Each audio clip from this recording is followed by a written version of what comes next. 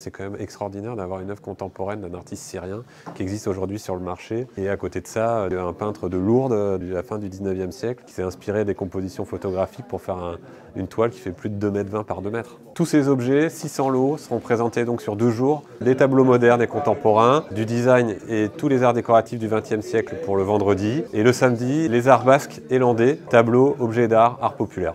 3 œuvres à vous présenter, c'est un peu compliqué parce qu'il y a des œuvres partout qui ont un intérêt pour chacun. Nous avons ici un triptyque de Francis Bacon, qui est un des plus grands artistes américains du XXe siècle. Un autoportrait très déstructuré, totalement à la manière de l'artiste. On peut aussi avoir des œuvres qui sont aujourd'hui beaucoup plus classiques, dans un mouvement post-impressionnisme. Signac, avec cette très belle aquarelle qui figure une régate. Une superbe gouache de Pelotari.